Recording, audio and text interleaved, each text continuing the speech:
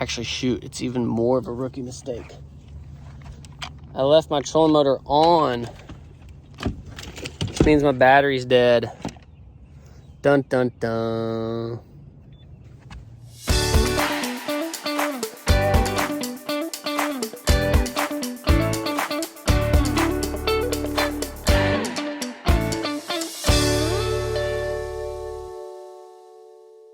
All right, guys, pulling out of the shop. We don't have much daylight left. The sun is getting low. That's what happens, you know. It's just part of it. But we're getting on the water finally. Gonna check out HDS Pro, ActiveTarget 2, ActiveTarget 1 on the transom, on Ronnie's dream machine, the Red Rocket. Loaded up. We better get out there for that sunset. Let's go! Woohoo! We're out on the water. Got the HDS Pro running, recording the sonar. All right, so we updated the software. Again, we've got an ActiveTarget on the back, right next to our Active Imaging HD 3-in-1 transducer, and we also have an ActiveTarget 2 up there on the 16. So I'm recording some sonar. This is out of the box. HDS Active Imaging HD 3-in-1 transducer. So you can see I'm recording, so I'll probably overlay it, but anyway, you can see on the right side these interference lines getting kind of shallow, but there should be some good structure right over here. You can see this interference I'm getting on the right and on the left. It's because that's where our ActiveTarget is mounted. So we're definitely getting some interference over there on the right. So I've got the down imaging, 700 kilohertz. Change it to 1200 real quick. See what that looks like.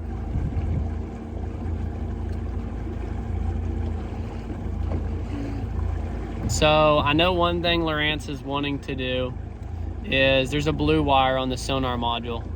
And so we're getting really good returns on the side imaging, that tree.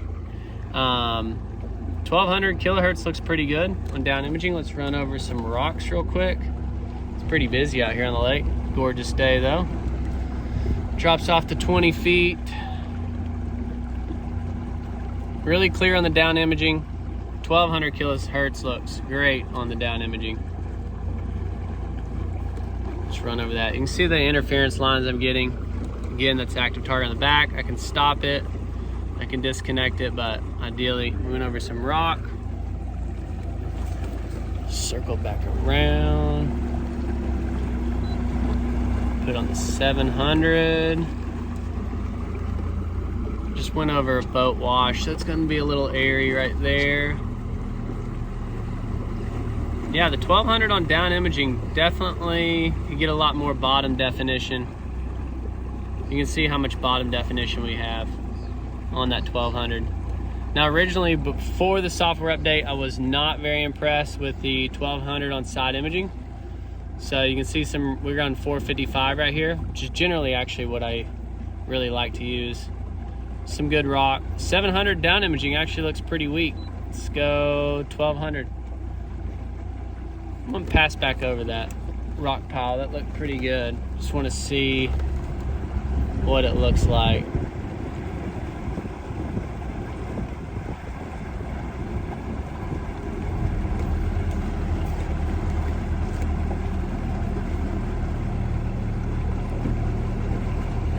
I should have picked a different page layout, but again, daylight's getting low. I wanted to see it. 1200 kilohertz on down imaging looks incredible. You can see I'm getting a ton of interference up here with that ActiveTarget. You can see now we're getting on the right. This is a really rock bank, so that sonar signal is bouncing off that rock and we're getting false returns. So that's why when we get away from that bank, you can kind of see the interference go away. Because again, we're sending sound in the water. 1200 looks great. Let's go full screen side imaging. 1075.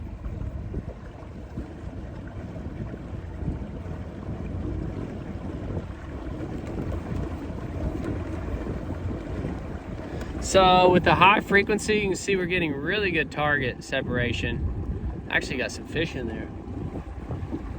Right there in that rock.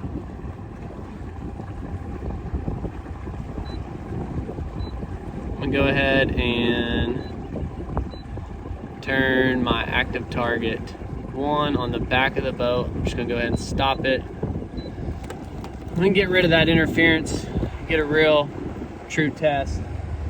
Again, I want to run that ActiveTarget on the back of the boat. I do think that's going to be a growing trend, having live sonar off the back, looking left, looking right, almost like a live side imaging. It does not look like it's going to be a very good viable option with the ActiveTarget, with the amount of interference we're getting. So maybe that'll change. But 1075, we're at 100 feet. We'll run right back over this rock pile. Try not to run over that boat wash. Definitely looks a lot better than what I was seeing before the update. I was not getting very good returns.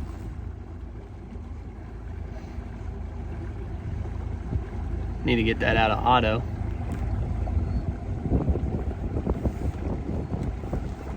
So yeah, pretty good. I mean, clarity's great. Just out of the box. All in auto mode. I am going to take it. Gotta run 100 feet. Yeah, so 1075 actually is pretty impressive.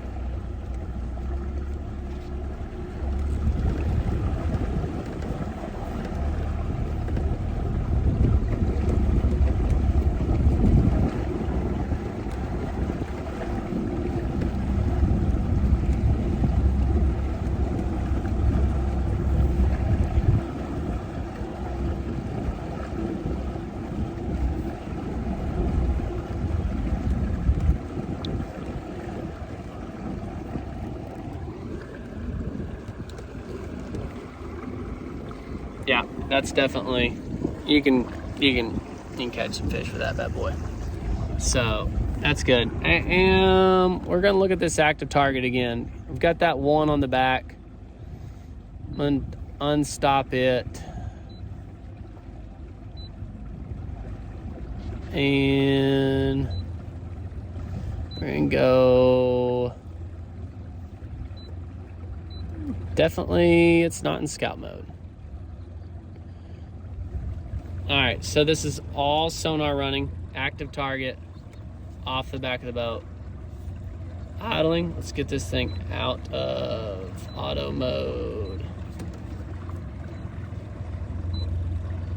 We are really shallow.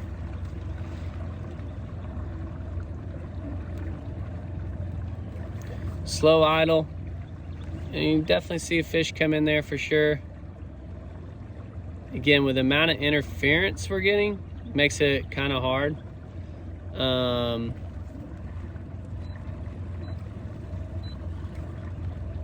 But you can definitely see fish in the water column. So let's get this thing, see a tree that we just went over on the right. Let's go in here and we're going to stop our side imaging and down imaging. So you can see that definitely cleared up the ActiveTarget. Some fish up in the water column. Again, we're idling, so things are gonna be fast. Bait fish, and we're in real shallow water. For some reason, I don't understand why it gets so much interference from 2D sonar. So you can see now stopping all sonar, 2D and side imaging. I mean, those transducers are stacked on top of each other. Neat view, you can see fish up in the water column, 60 feet to the right. Again, I think this is where it's going. And you're gonna have a live side imaging, right and left. The Garmin live scope's definitely not as prone to interference, so I think more people are actually gonna be able to run it without having to pause sonar. But it is going to be really cool. You can see all that bait fish.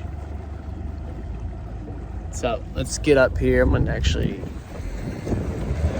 run real quick.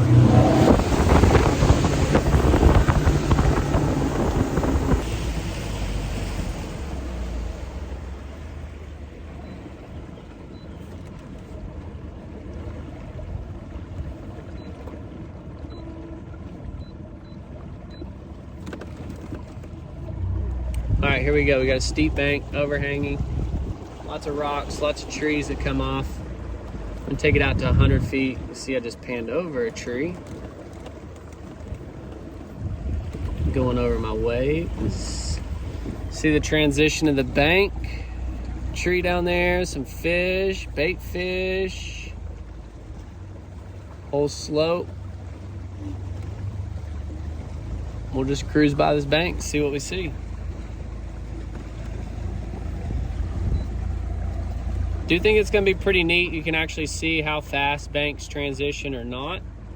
See some structure. Again, in an idle, you know, sitting still, I mean, be able to see where fish are in the water column. That's the biggest thing with side imaging. It's great for seeing structure, but seeing where fish are holding can be a little bit challenging.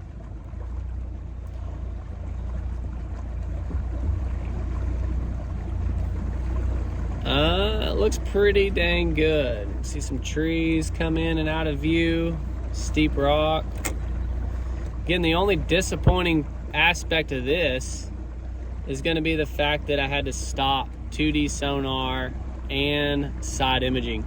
I did mention, I don't even know if I finished my topic, but Lowrance is wanting to use the blue wire to link the modules together so all the transducers are talking with one another. That should eliminate a lot of crosstalk that we see. Whoa, I'm about to hit that dang log. So yeah, I think once that comes, right now it's just an inconvenience. You see that big ball of bait, 60 feet to the right, fish hanging around. We're right on this drop.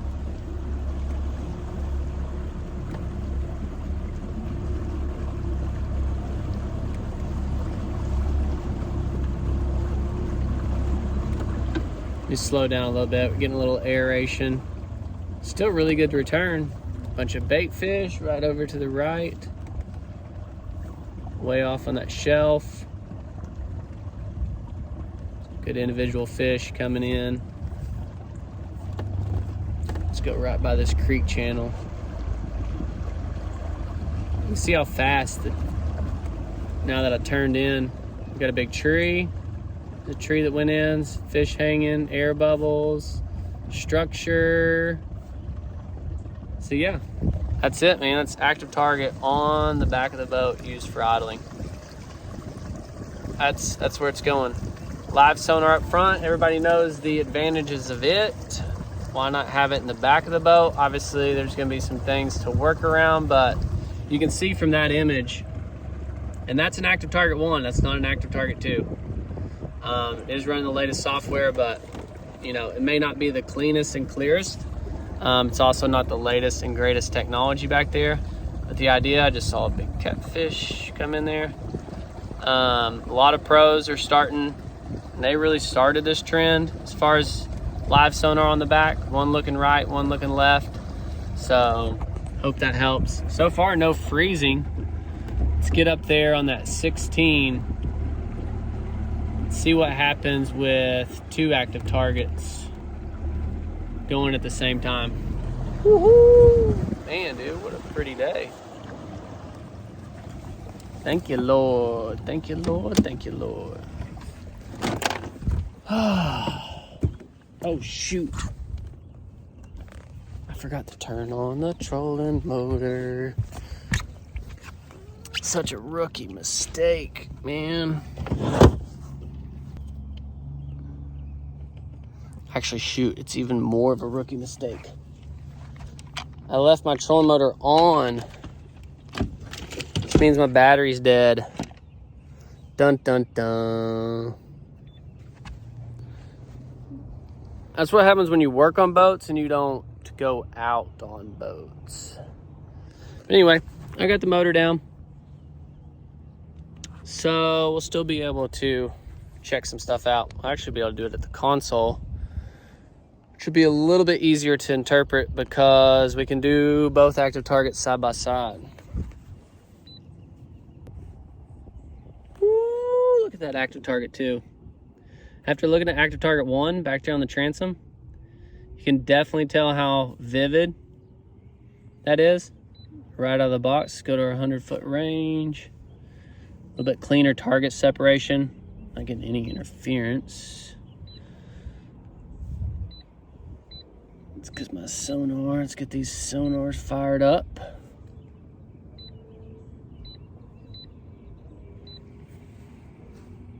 Dun dun dun dun dun dun dun. All right, so we got side imaging off the nose cone. Down scan off of it. Looks pretty good.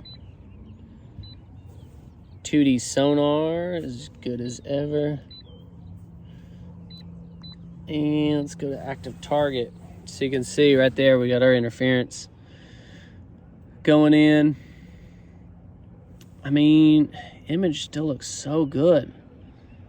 Don't understand why I get so much interference. Now, I will tell you, it's probably more than most people would get because we've got the ActiveTarget 2 transducer mounted on the head of the trolling motor. I did a video a while back on why it's so much clearer, and well, let's just say it's easier to line up on targets, not mounting it on the shaft. The reason being is you can get the transducer straight up and down. It's lower in the water column. With us having it mounted right there on the head, we're also mounted right next to that 3-in-1 transducer. So they're super close to each other, so it's gonna get a maximum interference. We'll go in here and turn off 2D sonar and see what ActiveTarget looks like. So you can see better, but still has interference. And we'll go in here on our structure scan and turn it off. And ActiveTarget is butter. And that's the ActiveTarget 2. I mean, as far as live sonar goes, that actually looks really, really good.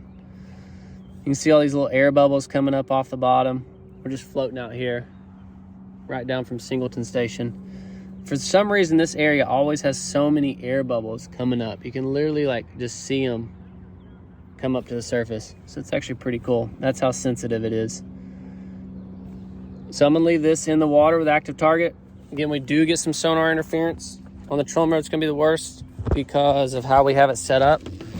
But in this day and age, I mean, you know, on the front, you're not really gonna be using it. So the nice thing is you can set these soft keys up. So I can just do a pause sonar. And I can also do a pause structure scan.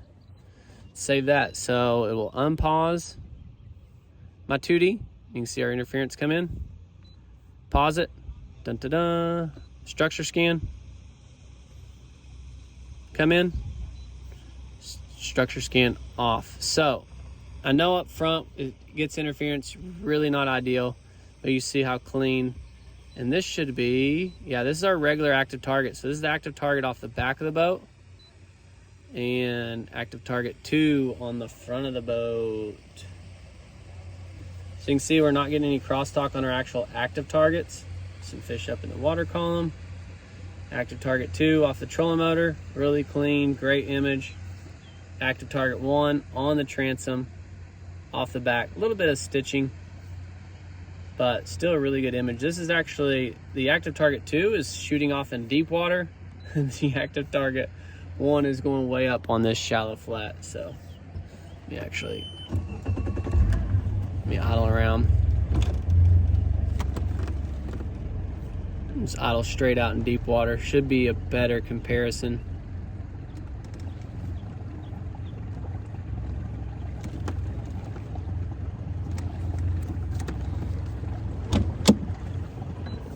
ActiveTarget 2, 100 feet range, clear target separation. ActiveTarget 1, 100-foot range.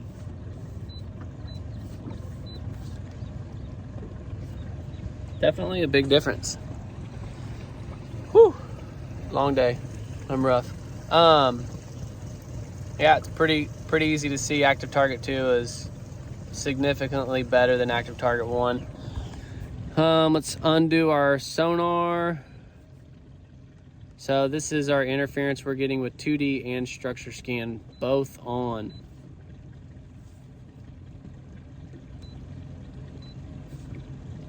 And you can see the interference on the side imaging as well. So I hope this helps. Software seems to be really good. The unit has not frozen at all. And if I wouldn't have left my dang trolling motor on,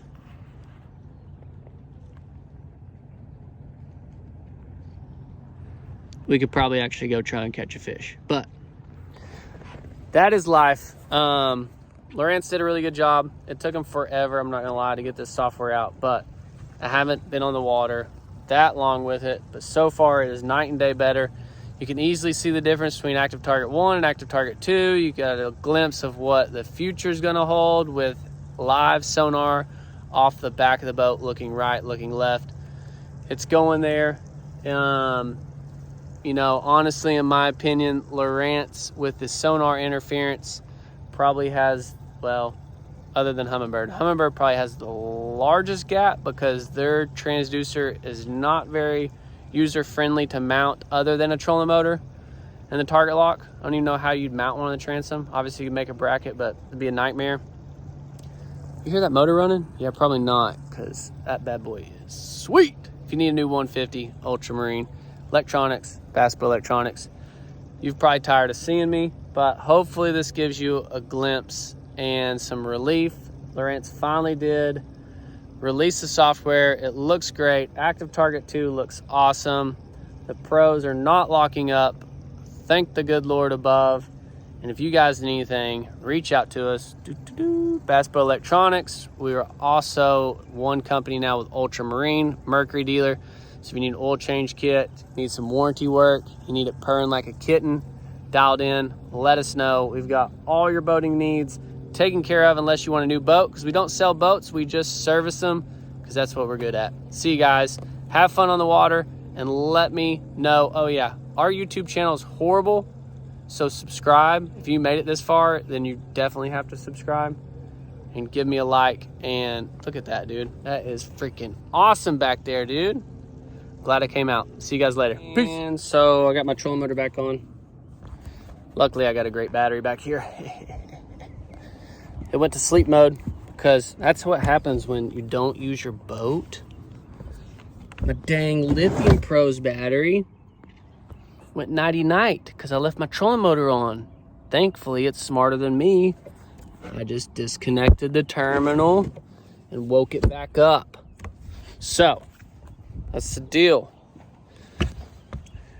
So I'm back on the water. I'm actually gonna fish a little bit before the sun goes down, and it's beautiful.